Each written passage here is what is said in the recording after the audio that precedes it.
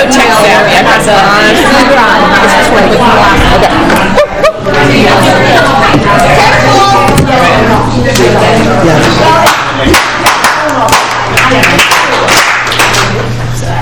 We'd like to now call this meeting to order at 6:01 p.m. Tuesday, July 11th. Roll call. Roll call, okay. Amber Thomas. Where do we want to? Brittany Carver. Carver was here. Brittany Tammin is here. Corey Costa. Crystal Hall is going to be absent. Daniel Shoemaker. Here. Ephraim Tutwiler. Julie DeVall. Is that a yes? No, I don't know. Lindsay Amarbu. Here. Mike Anderson. Ruth Kantorovitz. Yes. Nathan Hauser. Here. Sarah Reesing. Amy Lawrence. Here. Brenda Hench. Yes. Carol Lichtensteiger. Here. Cindy Adamack. Here. Jackie Markner. Teacher of the week. News Gazette.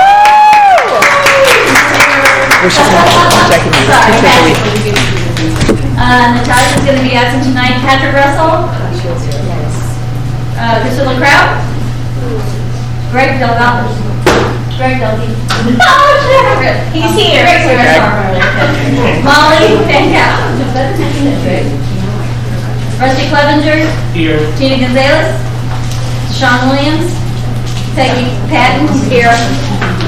Adrian Ochoa. I did. Andrea Jackson. Danielle Jackson. Eric Cooper. Jesse Guzman. Here. Michelle Turner. Here. Micah Jackson. Beth Ladd. Here. Randy Caffey. Dion Webster. Janice Mitchell. Joe Weemelt. Here. Lucia Maldonado. Here. Lupe Ricconi. Shauna Shear. Jennifer Every Tatum. Kimberly Norton. Katie Rowland. Here. Randy Ashman. Here. Ben Baxley. Present. Sid Lally will not be here. Janelle. Here. And Rebecca. Here. Thank you. All right, we will move to citizen statements. We have two.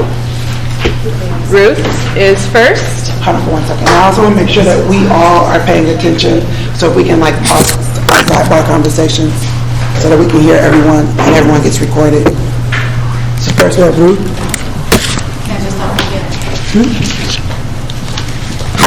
These are comments from the community. I'll do my best to read it. Some of them were emailed me, some of them were a lot louder. Okay. Yeah, can you stand and turn? The people behind you can't hear. Okay, so comments from the community. The first one was emailed to me. It's a quote. It's about the central office needs. According to the chart, the committee will review and the comprehensive needs of all USD116 buildings and programs. Our location in the MTD building for the district central office sustained a fire. Our older location on Ray Street was just sold. The extra spaces in our elementaries that we were using won't be available. What is the plan for housing central office staff during 2023-24 school year? And what are the plans long term? The next is from Jennifer Hickson. A community member has been in contact with the regional superintendent regarding Wiley.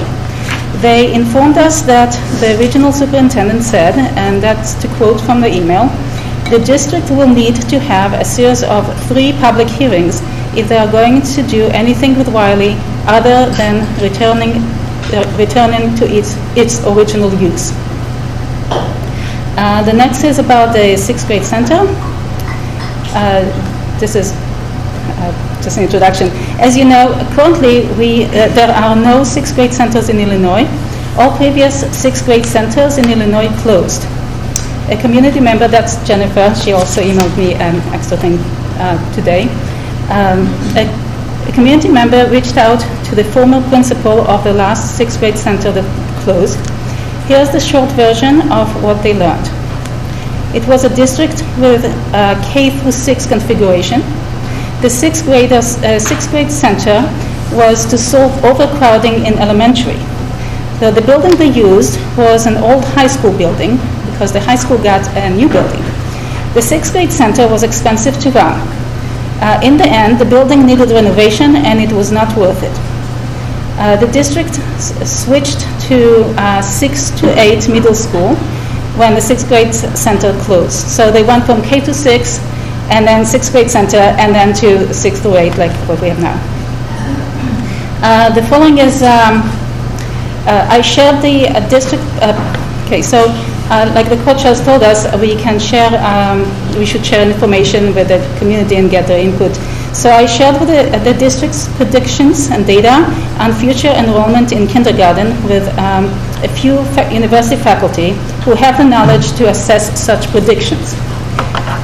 Recall that the district is predicting that next year and in the near future there will be 25 to 30 students less in the incoming kindergarten than what we have had in the past 6 years, and that's not including the remote learning year. Okay. Based on the data and the district's vague explanations, the response that I got was that the district's prediction was, and this is to quote, "It is ridiculous."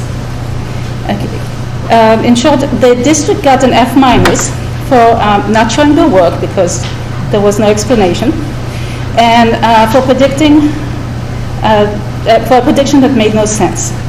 The general recommendation for the district is to hire experts to evaluate our expected K-5 enrollment for the next several years. And the last email I got today, that's from Jennifer Hickson. She wanted to add, I was looking for research about sixth grade center and couldn't find any.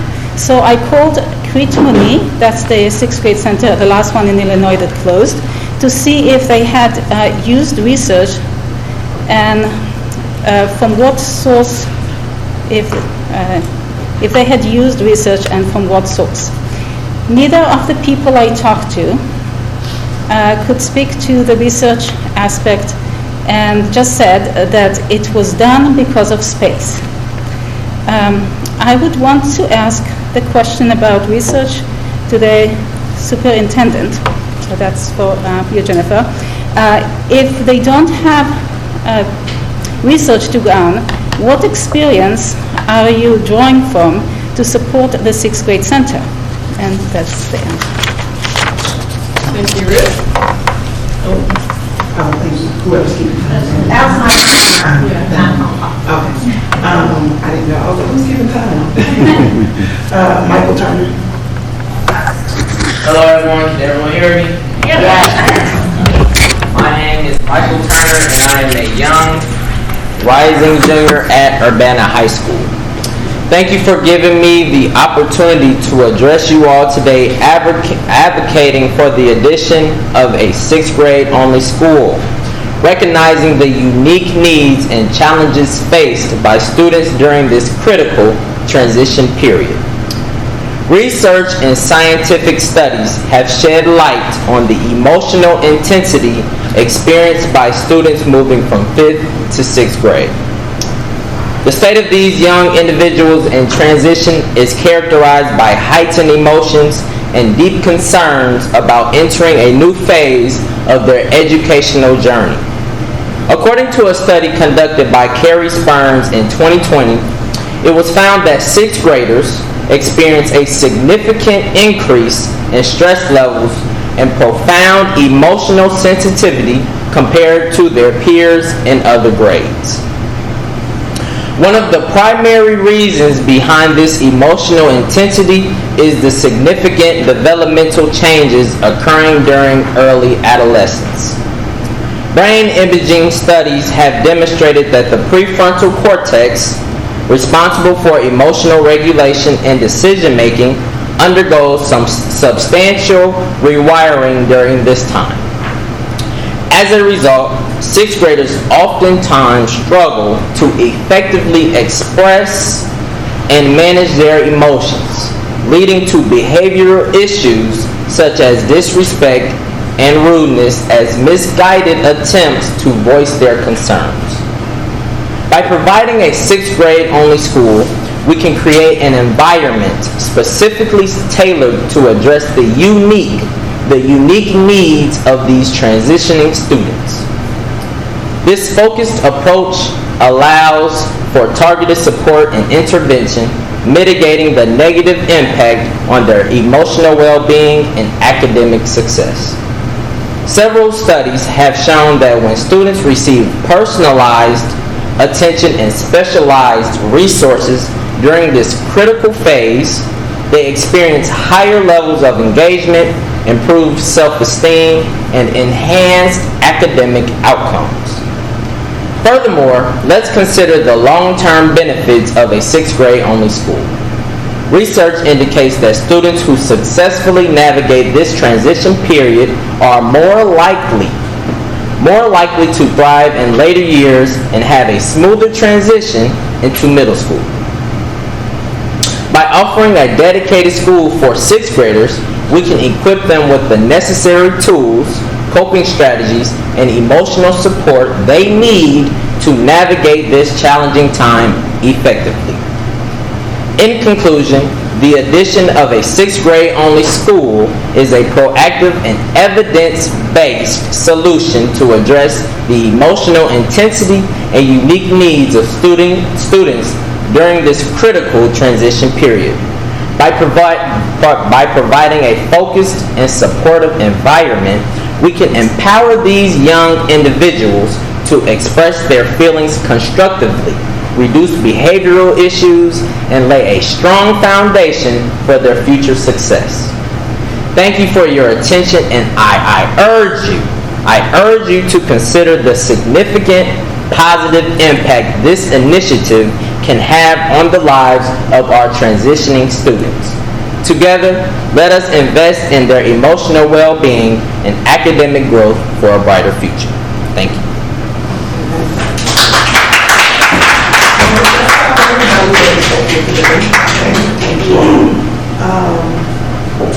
All right, moving on to the agenda. If you haven't gotten one, it is up here. We'll grab one. We need the motion to approve the agenda once it's been seen.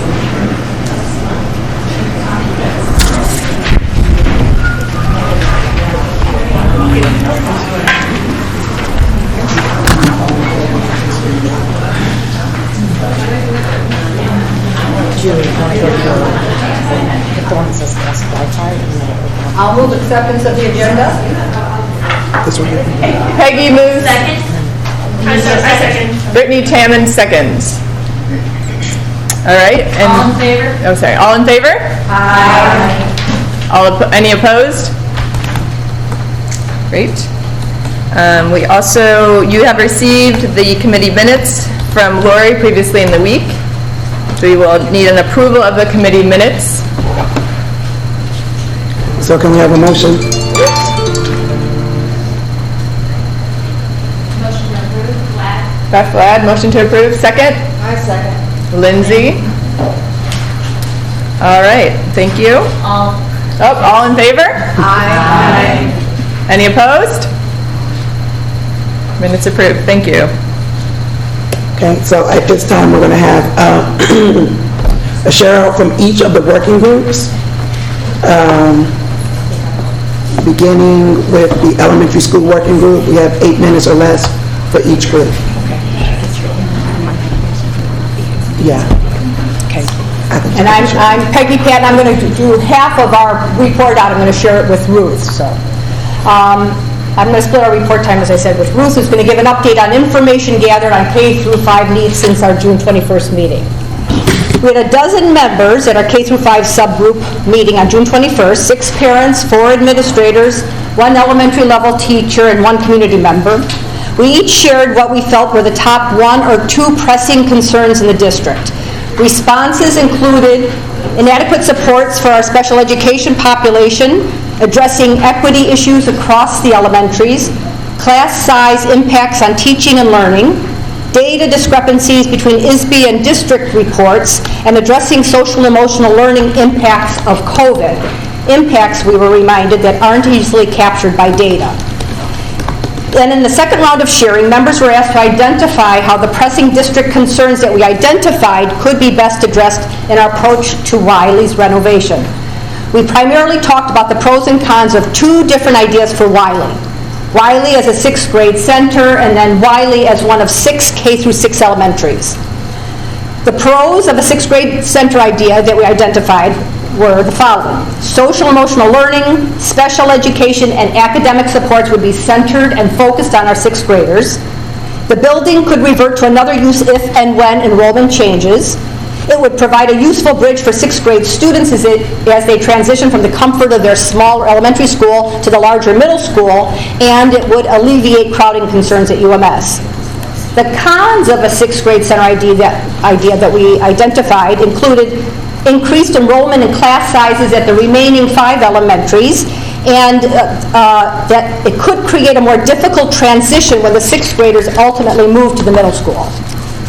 The pros of a K through 6 elementary, the second idea that we discussed briefly, include improving crowding concerns at UMS, having a smaller enrollment impact on the 6 elementaries than moving all the sixth graders into 5 elementaries, and it would necessitate a full-scale redistricting, something that's been long overdue in our district.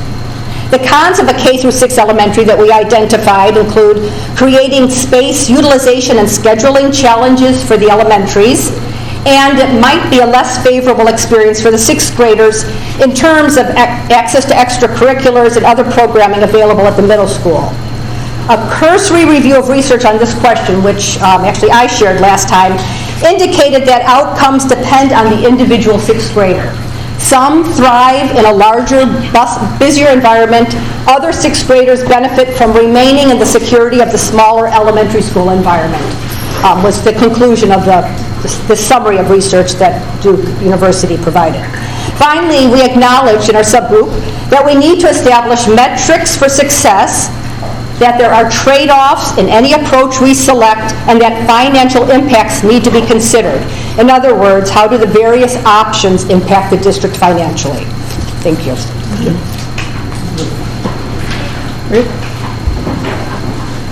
Mine are just bullet points, not as well written.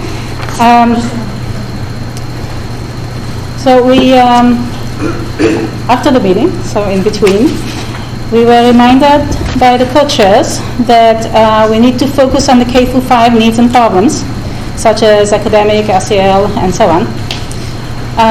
So that's what we did in between.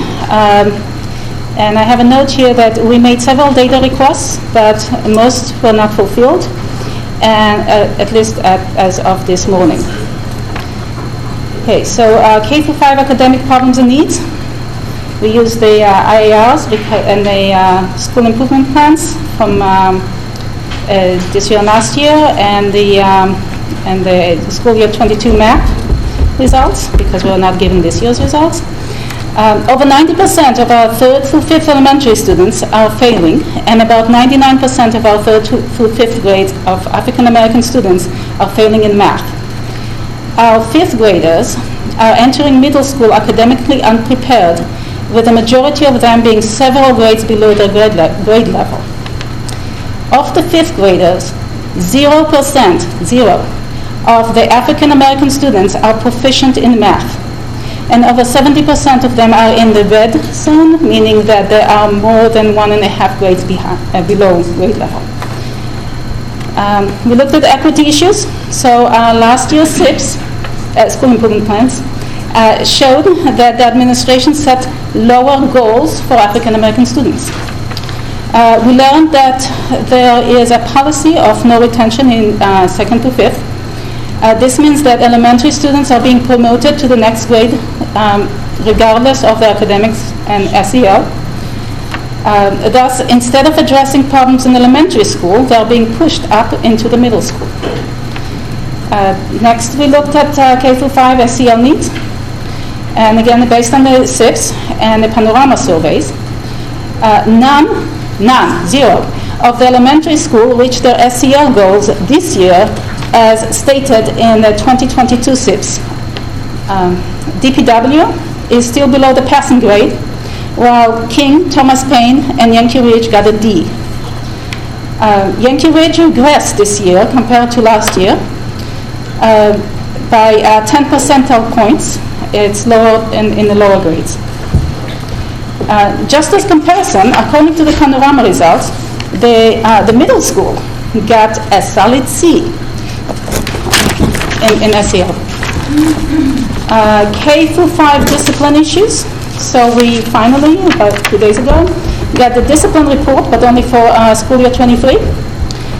It's in the folder, in the data folder. Unfortunately, it has missing data. So for example, the elementary school has 0 Talvins. So I think it's just the different systems that it was being pulled out of. But from what it does show, we see that, and the 4th graders had as many knives possessions report as all of Urbana Middle School. Physical aggression against people in K through 5, there were 490 reports versus 211 in the middle school. Assaults with injury, there were 33 in K through 5 versus 19 in the middle school. So unless there's a problem with the reporting, but I can't do anything about it, that's what we got from John. Behavior, K through 5 behavior, class management and class size. So we learned that from, now we had to talk with elementary teachers, former teachers, and former principals. And they said that although in the past, class size of 25 to 30 in 2nd to 5th grade were common and manageable, these days a class of 25 is no longer manageable. One of the issues is a change in policy about when a teacher is allowed to send students to the office. Around 2018, the administration wanted to lower the appearance. So this is from a former principal.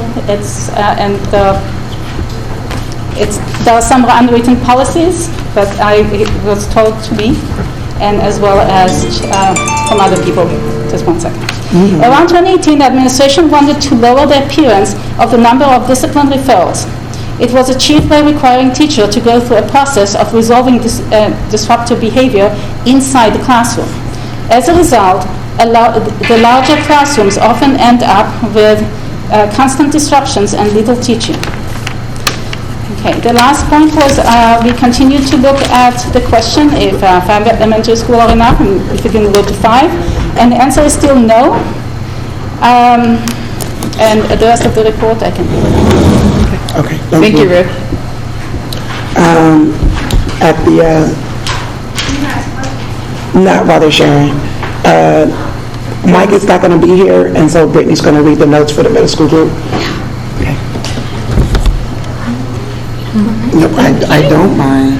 I hope those are the right notes.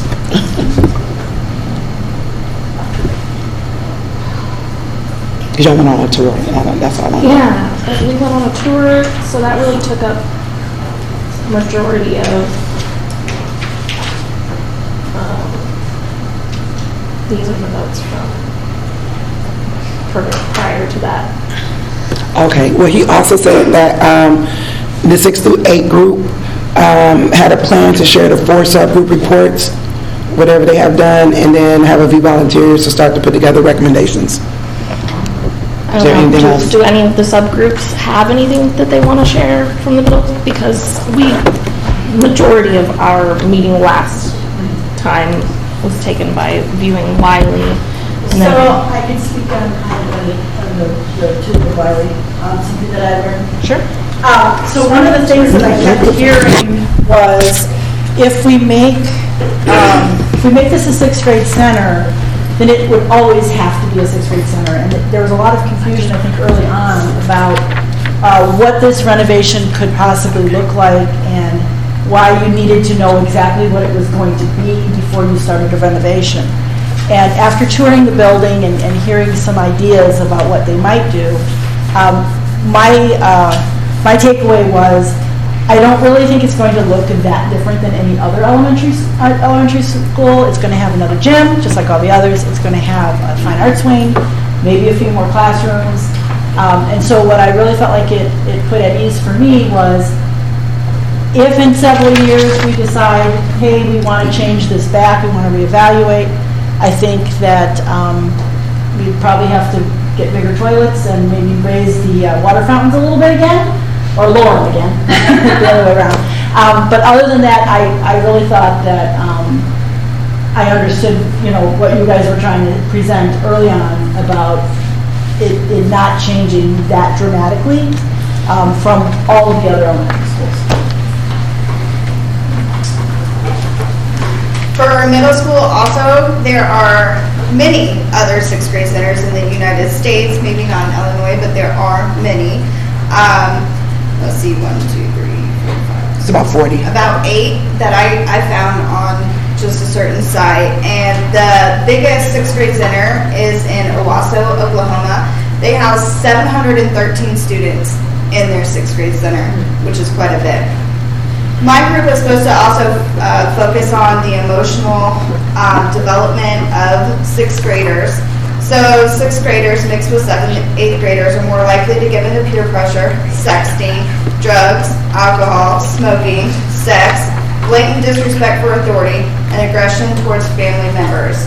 I don't have a lot of other stuff because I had a family emergency, but that's what I jotted down. Would anybody else like to share from the middle school group? Okay. I'm going to share from the high school group. And Corey, if you could help me. All right, in the high school group, we examined the DNF list that we had asked for. Let's do. I said that teachers make the worst students. We examined the DNF list that Dr. Ivy Tatum had referenced before. That data was provided by Kim Norton. Corey shared some data that she had compiled for the high school group from 2018 to 2022, and it was about, I forgot what it was about. It was dropout rate. The dropout rate at the high school level. We discussed the disproportionate discipline data that was shared during the equity report, and how that contributed to or didn't contribute to the dropout rate. But I think the most important thing that we did in the high school group, it wasn't that many of us, and they were there after having been through a very long night looking at the equity report the night before, was that we took a moment and we literally asked, if there was no limit or no cap to the resources that we have available, what would we do at the high school level? And the reason why we did that is because it revealed some needs, right?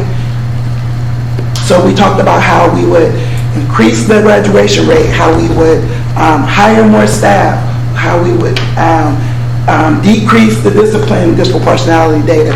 We just talked about how we would imagine the high school to be if those $20 million in the space that is Wiley, and it was unlimited, right? If we had unlimited access to those resources, that is another way to identify needs, because when you're dreaming, you're only going to talk about what you need, not about what you already have, right? And then what else did we do? The other piece I thought was interesting, and we will keep working on it, was trying to do a cohort study to try to look at of a graduating class, like how did they progress through from K through 12, just to get an idea of what their attendance was like, what their scores were like over time. So I started working with John. We don't have anything to report yet, but it's not easy data to get, but he's pretty excited about it too. So hopefully we'll keep going on that.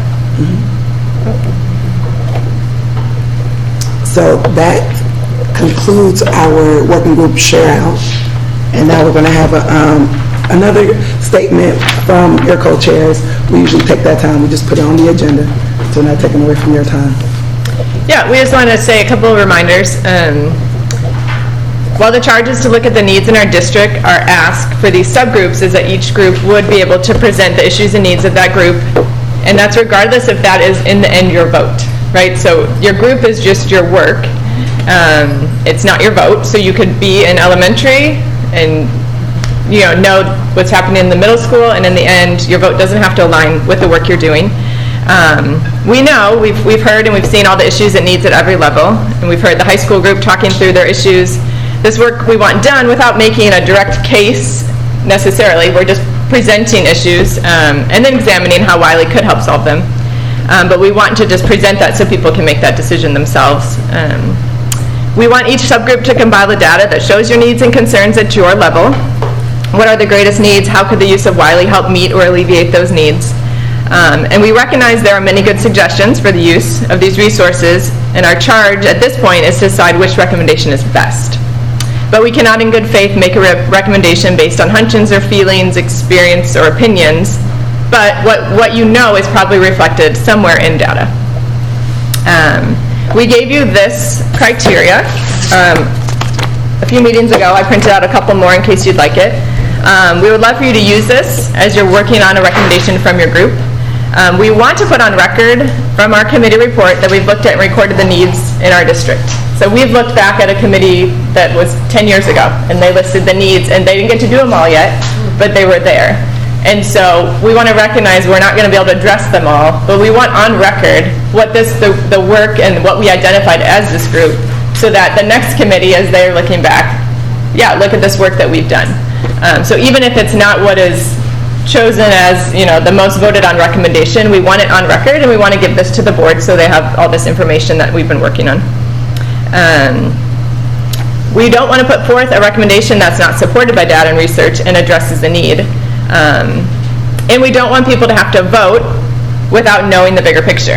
We've talked about the trades that they're going to be, and so we want that to be known. We can hear from each group what the needs are, knowing that they won't all be solved by this decision. But we want everybody to have a big picture view. This decision affects the entire district for a long time, and many cohorts of Urbana students will be affected by the work we're doing today. It was asked in the form how we will be voting and how we will be voting on recommendations. And so as I said, we hope that each group can give a report to everybody of their recommendation from their little subgroup. And we're still working out exactly how we'll do the voting. We know that there are some who have been at nearly everything but might not be able to be at the last meeting. And so that is something that the superintendent team and we are talking through and figuring out the best way to collect votes. The board has asked for the vote to be attached to a name. They want to who, what position are you, and what did you vote for? But that doesn't mean it has to be public in this group.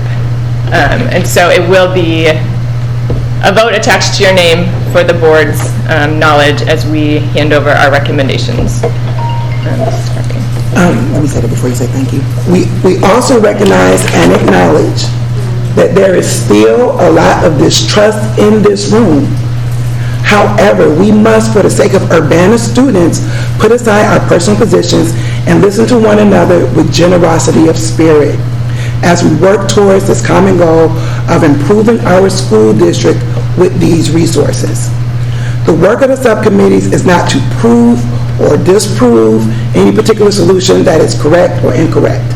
We waste time when we have these types of conversations versus what is it that we need. We want you and your working groups to think about, almost selfishly, about the needs in your grade cluster. Whether it's the 6th grade cluster, high school cluster, K through 5. Sacrificing your grade cluster's needs is not noble in this instance. What is needed at K through 5? What is needed at middle school? What is needed at high school? State those needs without shame or fear. As the old saying goes, a closed mouth does not get fed, and the squeaky wheel gets the oil. So squeak loudly and proudly. We do not know we just don't know when you will ever have an opportunity like this again to advocate for the children of Urbana in this manner. So thank you for the work that you are doing and the time that you are given to be here. Our time is almost up, which means it's crunch time in putting together all your efforts into a written recommendation. So please remember the charge, okay? And give us your needs, it's different than wants, and let us get this work done. And with that, is it. Yeah, we're going to work in the groups. Co-chairs, I have to apologize. I did forget one person on our roll call, and that's Melanie Furchow. So she's here. And then also just wanted to know this got sincere love from one more thing. I've heard from multiple people that there's an idea with the building about like a flex I don't know the correct word, but multiple people have said, this could be a flex building. It came up in the elementary, and then I've heard standing up here. So the idea that maybe it starts as one thing, but it could potentially, I've heard it from a board member also. Right. Could potentially, if we're adding on things to it, that could be suitable for multiple ages. Right, and also just one last thing, when we're thinking about our resources, remember, if we spend all this money, we don't really have another access to it for another 10 years. So, like, I'm not trying to, like, lecture or anyone, but we really need to set aside our differences and things that we think might, like, we got to talk about what it is that we need. And we have it in the equity report. We have it, if you watch the board meetings, there's so much data out there that tells us every other week what this district needs. So please focus on your group, like stay in your group lane and talk about what your group needs.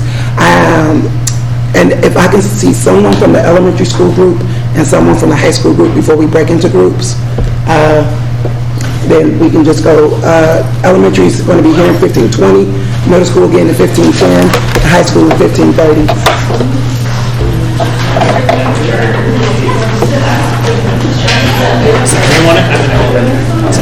See someone from the weekend. I'm at middle school. Oh, Middle school and high school. Okay, good. Brittany Tam The shopper's not here, and I don't need to cover for elementary because she's going. I was going to go to middle. She's going to work.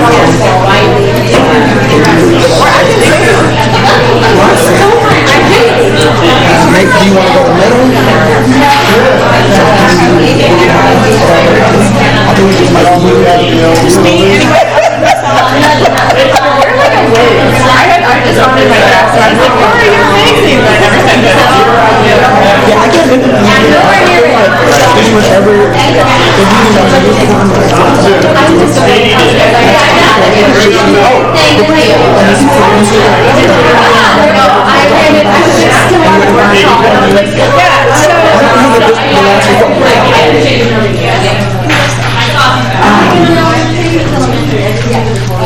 Lori? The recording from high school